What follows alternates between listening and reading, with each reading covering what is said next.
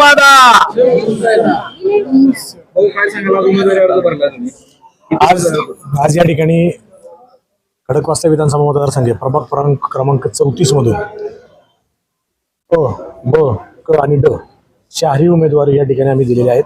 शिवसेनेच्या वतीने प्रचंड प्रमाणात या ठिकाणी आम्ही ताकद लावून चारही जागा काढायचा आम्ही या ठिकाणी प्रयत्न करणार आहोत. राज्याचे उपमुख्यमंत्री एकनाथ शिंदे साहेब यांनी आदेश दिला आणि काल सकाळी पहाटे युती तुटली. युती तुटल्यानंतर सुद्धा शिवसैनिक प्रत्येक मतदारसंघात आहे आणि या ठिकाणी 100% शिवसेने विजयी होणार. गेले 10 वर्षाला मी आई आणि मी काम करतोय, त्यामुळे या प्रभागामध्ये शिवसेना अ ब क ड चारही उमेदवार या ठिकाणी विजय आणण्याची जबाबदारी ही स्वतः मी घेतोय आणि या ठिकाणी मी स्वतः उमेदवार म्हणून याची शाश्वत येतोय की शिवसेना या ठिकाणी सगळ्या पक्षांना ताकदीने मुकाबला करेल. शेवटच्या क्षणापर्यंत काय एवढं काम करेल? युतीच्या जागांचं बोलणं 18 जागेवर अडलं होतं आणि 18 जागा देतो म्हटल्यानंतर 15 जागा 16 जागा एबी फॉर्म त्यांच्याकडे येत नव्हता, शब्द येत नव्हते.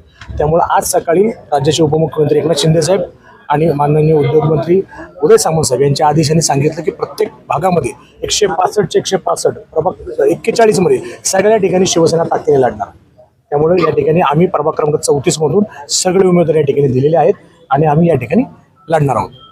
प्रभागातील कोणत्या समस्या प्रभागामध्ये आत्ता जे काम केले तुम्ही पाहिलं असेल, रस्ते नाही आहेत, अतिक्रमण झालेत, पाण्याची समस्या आहे. नरेबागा नवीन समाविष्ट झालेलं गाव आहे आणि त्या भागामध्ये नरेमध्ये ट्रॅफिकच्या प्रचंड समस्या आहेत. लोकांना 2-2-3 तास या ठिकाणी ट्रॅफिकमध्ये थांबावं लागतं. सत्ताधाऱ्यांनी काहीच काम केलं नाही. त्यामुळे येणाऱ्या काळामध्ये शिवसेनेला संधी पाहिजे आणि शिवसेनेला संधी मिळाल्यानंतर ज्या समस्या आहेत त्या समस्या सोडवण्याचं प्राधान्य आमचं राहील. तुमच्या समोरचे जे उमेदवार आहेत ते 2 टर्म वगैरे असे निवडून आलेले उमेदवार आहेत. या पलाटी उमेदवारांच्या समोर तुम्हाला लढायचं नाही, ते आता 2 टर्म आहेत, त्यांनी काम केलं नाही म्हणून आता त्यांना तुम्हाला जनता स्वीकारणार आहे का? त्यांना कळेल, जनता त्यांना स्वीकारणारच नाही. काम केलं असेल समस्या राहिल्याच नसत्या. तुम्हीच मला प्रश्न विचारा ना की प्रभागात समस्या किती.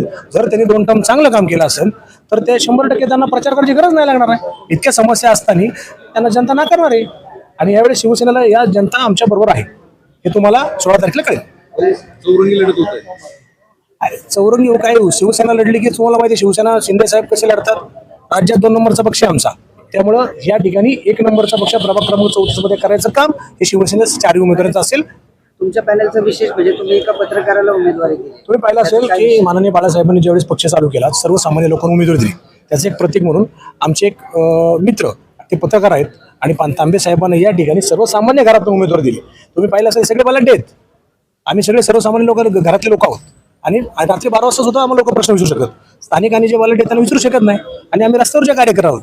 राज्याचे उपमुख्यमंत्री एकनाथ शिंदे रिक्षा चालक ते मुख्यमंत्री